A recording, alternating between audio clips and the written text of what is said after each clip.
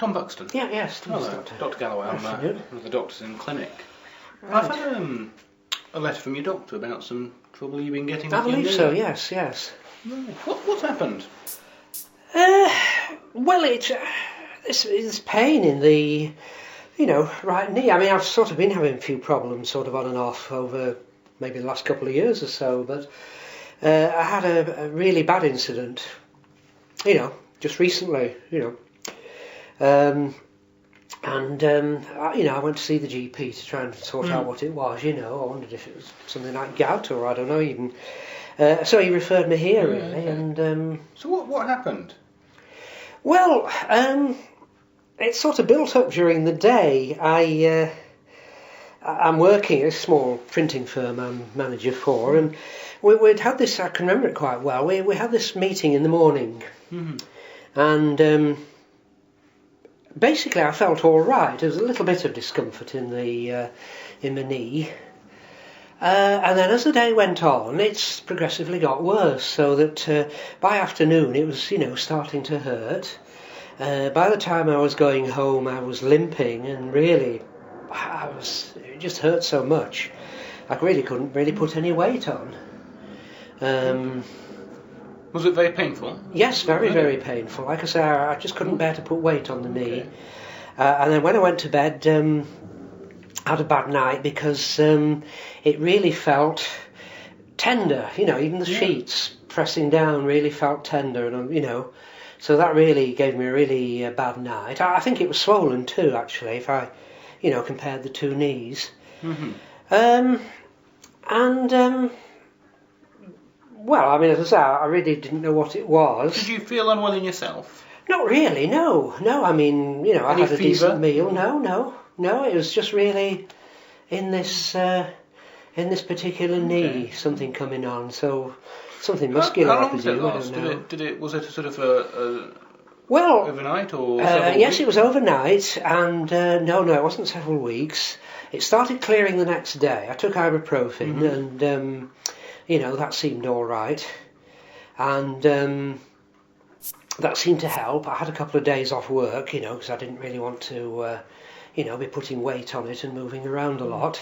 So I thought resting might help, and I think probably by the end of the week it was quite back to normal. But Right, okay. I still went to the GP just to be on the safe side because it had been a really unpleasant episode. So, he said he'd make an appointment to come here. And How are your other joints? Are they... okay, really, really.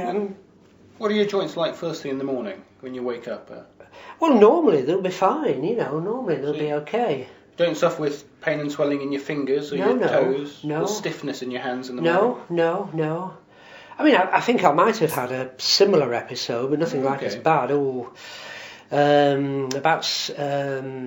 don't know, was it about 6 months or so ago, and... Again in the right knee? No, it was the other knee, actually. Okay. And then, probably not connected, I don't know, but I had some ankle trouble about a couple of years ago, but that didn't come back again. Similar sort of thing, very Well, short... sort of uncomfortable, yes, painful and difficult to walk on. But that was the ankle, so maybe nothing to do with it. Okay.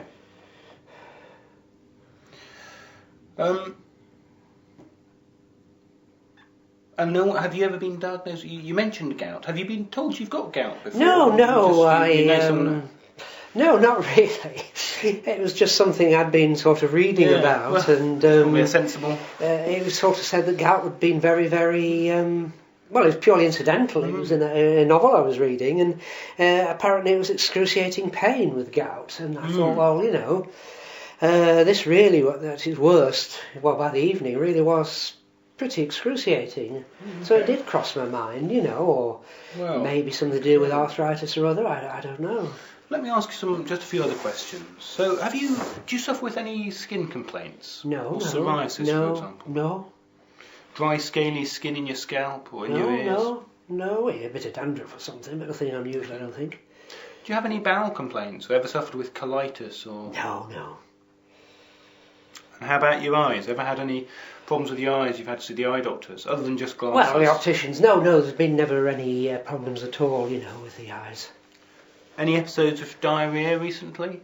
No, nothing recent at all. Vomiting episodes? Oh, no. No, my health's been fine, as I say, and I mean, it's been fine since it cleared, but I mean, whatever it is needs looking at, I suppose. And your waterworks okay? No stinging or burning down below in the last? Oh, no, they're fine. Okay. And what medical problems have you suffered with in the past? Oh, blood pressure's about the only thing, yes. Are you on treatment for that? Yes, some tablets or other starts with an A. I can't remember. I'm sorry. Atenolol, amlodipine. Amlodipine. That's the name. That's the name. Yes, I'm sorry. I know you're so used to taking these things, you forget what they are. Any other medication you take regularly? No.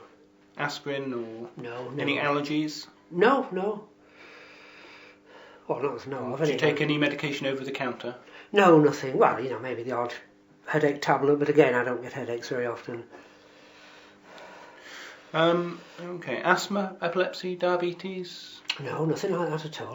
Ever had your cholesterol checked? I think it was okay. I'm not sure, to be quite honest. It has been checked in the past. Okay. And do you smoke or drink alcohol? I don't smoke. I enjoy, we generally go to the pub after work. We're in a small firm, so, the lads all come out. So, we'd have a few pints in the evening before going home. Every day, is that? Or? Most days. And define a few. Well, it's not too bad, actually. I would say I was in the limits. 3-4 at the most in an evening, in an evening. So. And what do you tend to drink? Lager, bitter? It's real ale usually. Real ale normally, yes. Right. Right. What's your diet like? Okay. Yes, enjoy. Eat. Meat, yes. Fresh veg? Oh yes. Anchovy?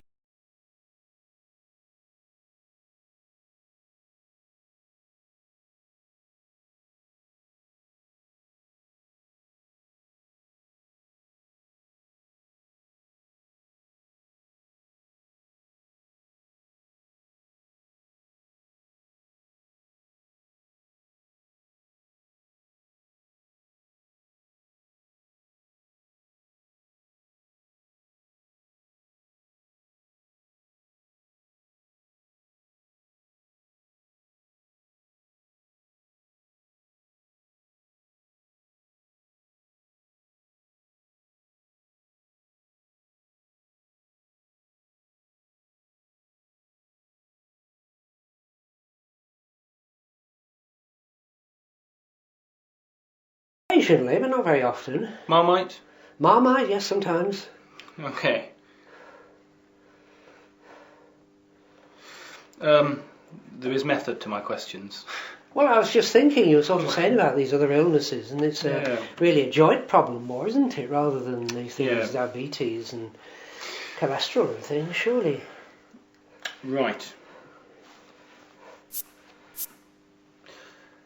So just to sum up, you've had a few attacks of pain now, predominantly your knees and ankles. Well, I say the ankle was a couple of years ago, and then since then it's. It's really been, I suppose, only the 3 occasions really, but this last one was really, did get me a little bit concerned. And in this last episode, it came on very rapidly, within sort of over the space of a day. Oh yes, from morning to during the course of a working day really, so about 8 hours I suppose really. But settled with some anti-inflammatories you took yourself. Just ibuprofen and I suppose rest probably helped, yes. Okay. Is there any arthritis in your family that you know of? My mum had arthritis, yes. What sort was that? Oh, I don't know what it was. It's just arthritis. As she got older or when she was young? No, I think she was in her 70s or something like that. She certainly wasn't young. Okay. And your GP's done some bloods, which were all normal. Right. Including the test for rheumatoid arthritis, which was negative. So it's not rheumatoid arthritis? No, I don't think so. No. I think you were probably along the right lines when you thought you may have gout. Oh. Well, like I say, I'm not really sure why I thought gout other than the pain aspect. So is that what I've got? It could be, and I think I need to do a couple more tests. Right. But that does seem like one of the probably top of the list actually. I thought it was an old-fashioned disease. I hadn't realised, it's sort of associated with history books. Still very popular, I'm afraid. Is it? Oh, crikey. So do you know what gout is, or? Not really, no. Okay. It's something to do with drinking, isn't it? Do you think you were asking about the ale and things? Could be. Right. So there's well, gout is essentially a build-up of a toxin in the blood, and that can then get into the joints and cause inflammation. By toxin, do you mean some sort of poison, or? Yeah, it's called uric acid, Right. urate. Yeah. It's the sort of the medical name for it. But Yeah. it's in the blood. It doesn't seem to do too much harm. But if it gets into the joints, it can cause tremendous swelling, and that's what an attack of gout is. Yeah, well, I certainly had the swelling, definitely, Now- on that occasion. There's a few reasons people can get gout, Yeah. and one of them is sometimes if you've got an abnormality in your blood, for example, if your kidneys don't work, you don't Yeah. clear out the toxin as you should do. We've tested for that. Your GP did that, and that's not the case in you. That's not the case. Sometimes, though, it's because we take in too many of these toxins from our diet. Mm-hmm. And there's a few things in our diet that make us particularly prone to that. Real ales being one of the classic causes. Certainly never heard of that, right. The- Oh. I think if we just think about how much you're drinking as well, because you're drinking quite a bit of alcohol there. 3 to 4 pints is if a pint of real ale is maybe a couple of units, and you drink, say you had 3 a night, Yeah. 6 units, 7 So nights it's a not week. every night, I mean, it tends to be No. work days, Yeah. so Well, that's probably 5 nights. nights, so I would 5 say, nights. yeah. It's you probably, just from a general health point of view, it'd be a good idea to drink a bit less than that actually. Right. But that said, particularly real ale is no good for your joints because of this risk of gout. And I'll come back to your diet in a minute because I think that's Yeah. not something. There's quite a lot to tell you about that, and I can maybe give you something to read about it. Okay. So the diet is sort of one of the key things. The other thing is sometimes some medication for blood pressure can increase your risk of gout. Amlodipine doesn't, but I'll need to check with your GP that's definitely what you're taking, because some can. I'm pretty sure that's the name, but yeah, it sounds familiar, that. The next thing is are there any tests we can do to be absolutely sure what it is? I'm 95% convinced about the diagnosis, but I need to examine you. Mm-hmm. It may be when I examine your knee, I can pop a needle in it and take some fluid off, if there's any fluid there, Yeah. and that would maybe give me an answer. But it sounds like it's nearly better. Oh, it in which is, case it's I may fine look now. for I that. mean, there's no swelling or anything, so I would doubt you'd find anything, to be quite honest. But the other thing I can do is I can do a blood test specific for gout.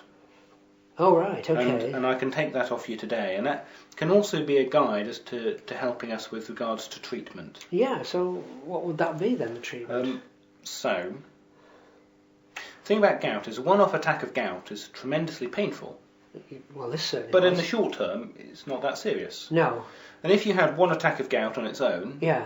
and we measured the blood test and it was only slightly high, Uh-huh. then potentially just by changing your diet alone, that would be all you'd need to do. Right, okay. And I can give you some information about this, and Yeah. so you can look at all the different aspects. Like I mentioned, anchovies and marmite and other things, Oh, right. shellfish as well, things that if Yeah. you avoid those, you can actually sometimes prevent the gout by just altering your diet. Yeah, not much into shellfish at all, actually, Right. so there's not very Okay. much there, actually. But I'll give you some written information about that. Mm.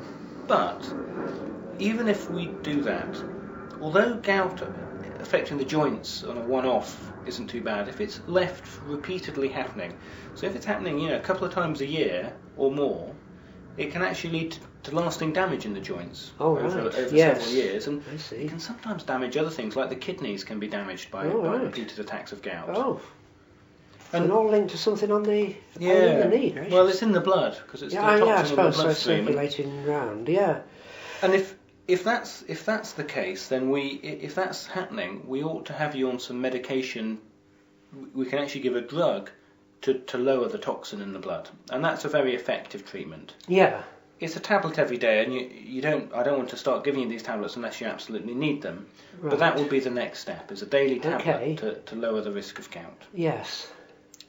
So what I want to do today, I'm going to give you some written information about your diet and some Right, written okay. information about gout in general. Mm-hmm. We're going to send off this blood test to Mhm. measure this uric acid level, Yeah. and And then I want to see you again in a few months' time to see how you've got on. Because if you have another attack, and this blood test is high, and even despite changing your diet you're having attacks, then I think we probably need to think about starting you on some of this treatment. Yeah. If you don't have any more attacks, we maybe don't. And, if you can manage your diet, Yes. we maybe won't need to do this. Okay.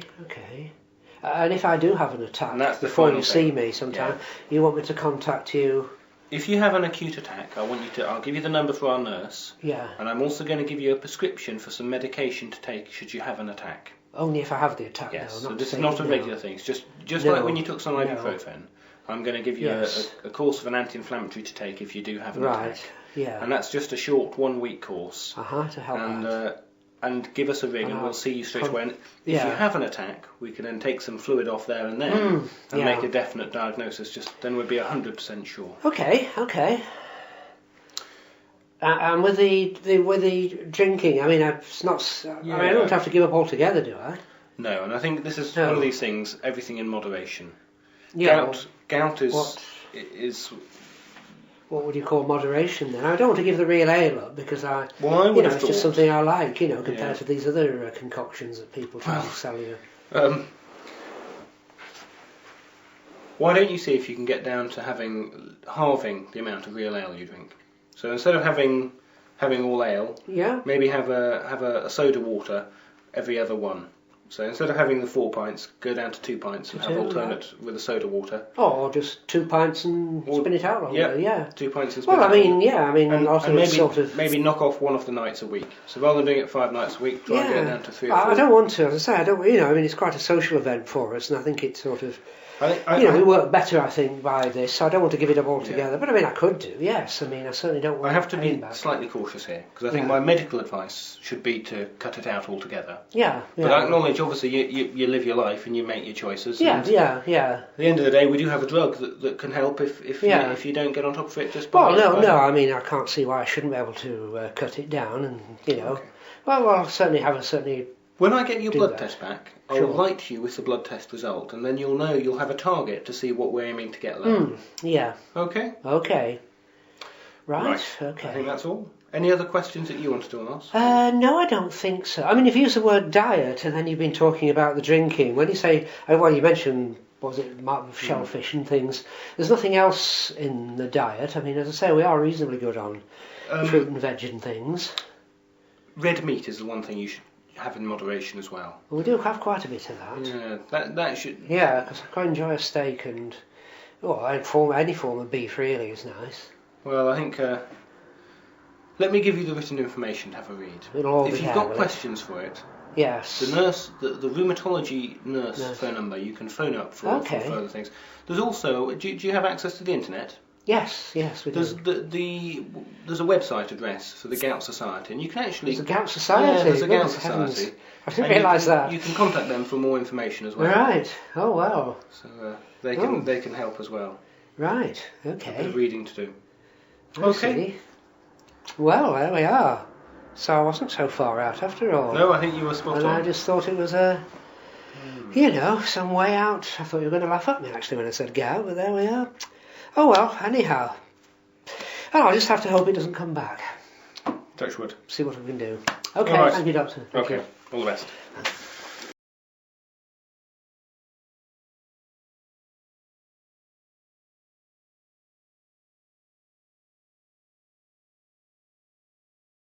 This is the discussion in relation to the history station Tom Buxton, a gentleman who presents with an attack of gout. So gout is a fantastic history station. If you get this, you should be smiling to yourself. Gout gives such a classic history normally of someone who has a very acute but self-limiting attack of a monoarthritis.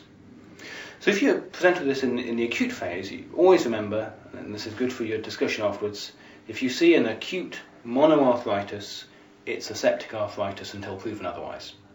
But this gentleman gives a history of feeling well in himself, no fevers, and the attack settles down with some anti-inflammatories on its own over the space of a week or so, and that's very typical of gout.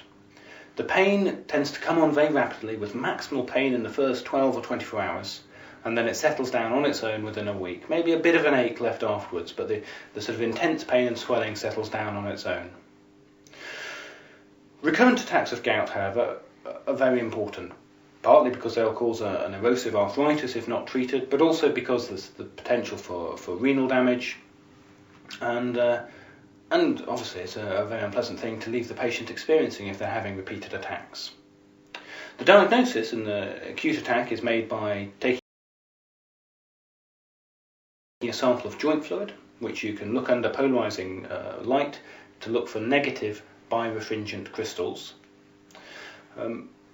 If, on the other hand, the attack has settled, then you may not have any fluid you can take, but on examination you may find the presence of tophi on the ear or over the joints, and you can also measure the blood serum urate level.